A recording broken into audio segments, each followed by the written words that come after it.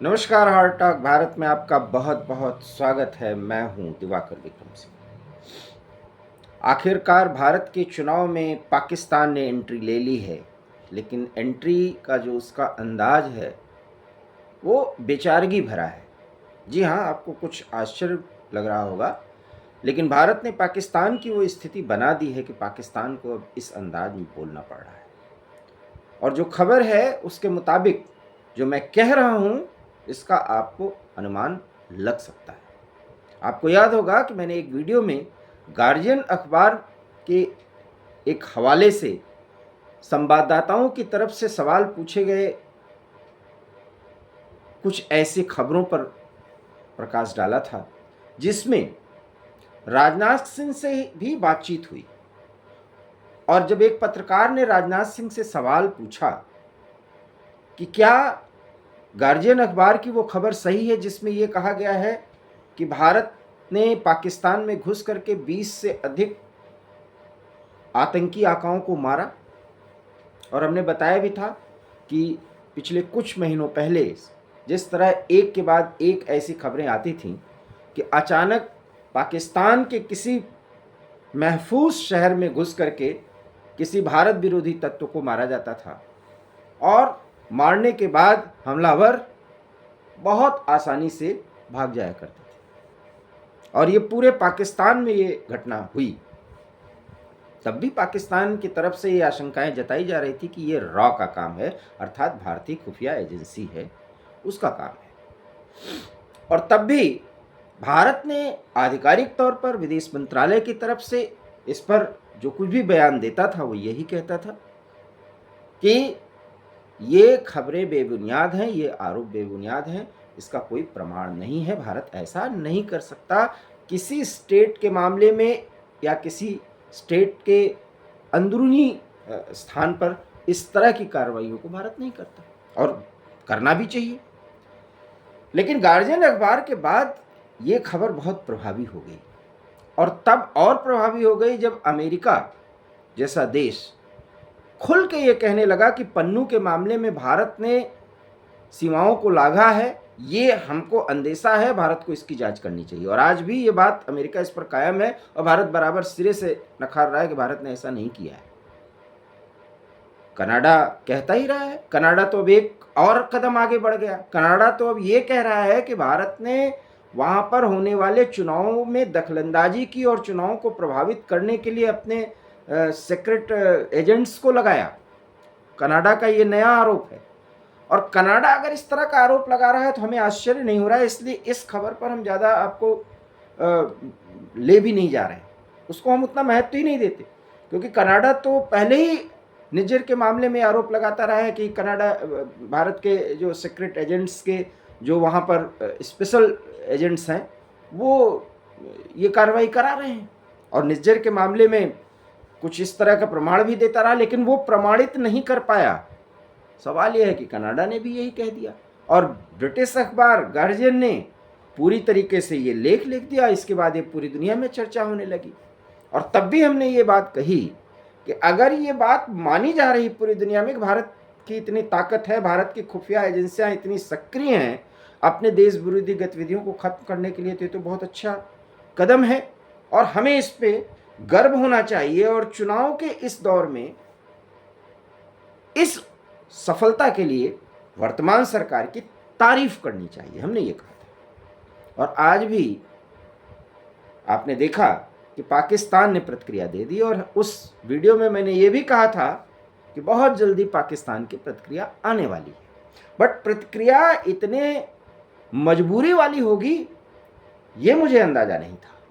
प्रतिक्रिया ये आई कि भारत को पूरी दुनिया को अब घेर लेना चाहिए, अंतर्राष्ट्रीय बिरादरी को ध्यान में देना चाहिए कि वो दूसरे स्टेट्स में अपने एजेंट्स को घुसाता है और इस तरीके से आक्रामक कार्रवाई करता है।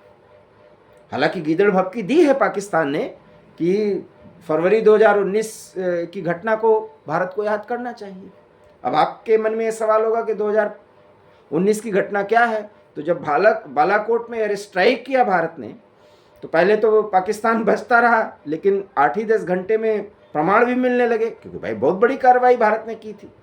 और ये कार्रवाई क्यों की गई थी ये भी आपको पता है, क्योंकि पाकिस्तान ने पहले आतंकी घटना करवाया था और उसमें हमारे 40 से अधिक जवान मारे गए थे। तो जब ये बात आई तो पाकिस्तान ने बालाकोट एयर स्ट्राइक के बाद भारत को जवाब देने के लिए अपने आक्रामक हवाई जो जेट्स हैं उसको घुसाया उन्होंने। और उसी मामले में याद करिए कि अभिनंदन को पाकिस्तानियों ने पकड़ लिया था जब उन्होंने एंट्री करने की कोशिश की और जवाबी कार्रवाई भारतीय वायुसेना ने की थी।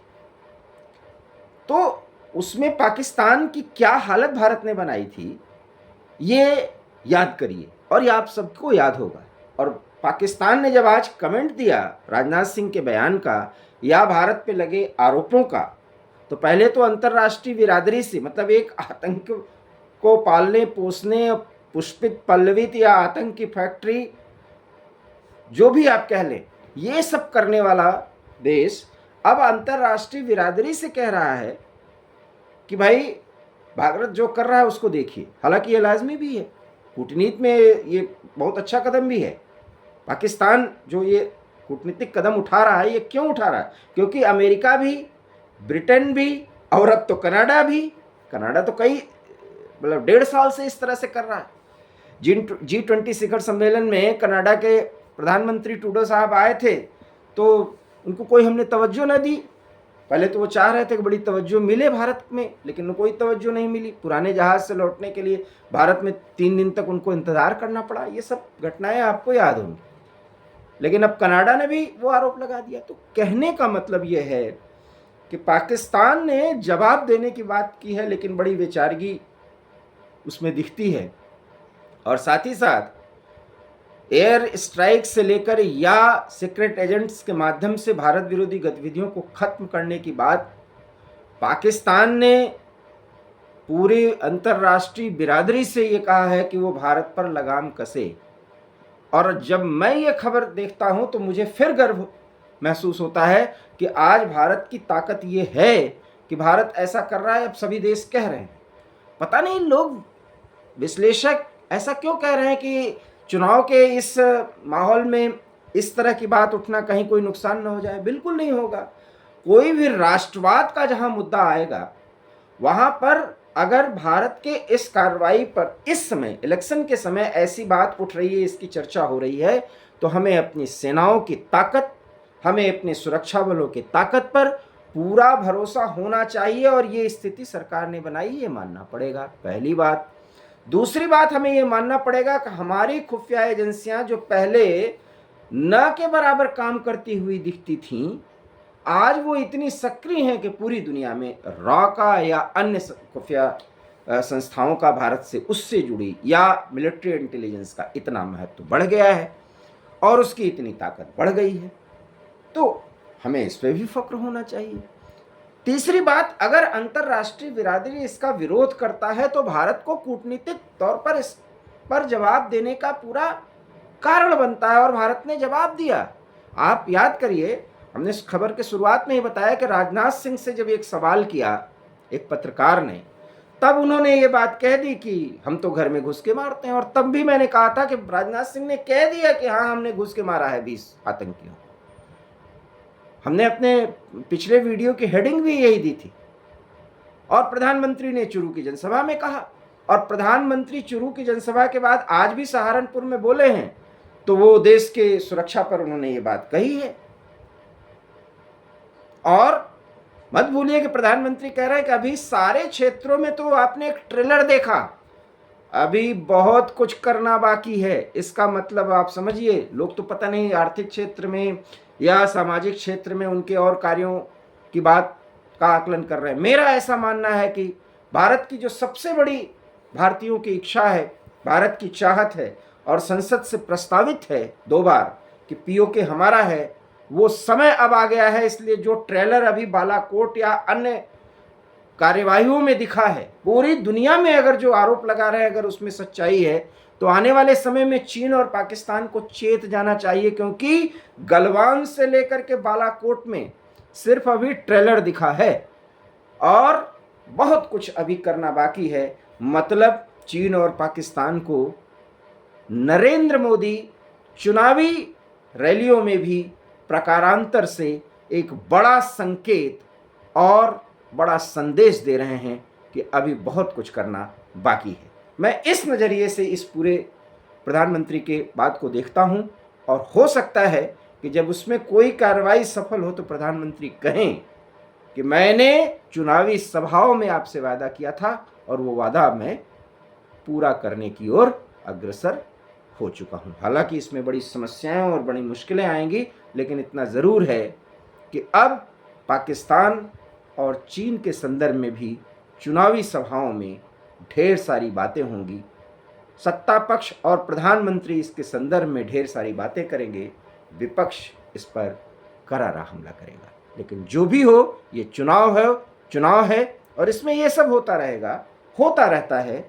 लेकिन पाकिस्तान ने भी एंट्री की है, लेकिन उसकी बेचारगी और लाचारगी साफ तौर पर देखी जा सकती है। हॉट टॉक भारत में फिलहाल इतना ही। हम आपसे खबरों पर उसके विश्लेषण के लिए समय समय पर जुड़ते रहेंगे।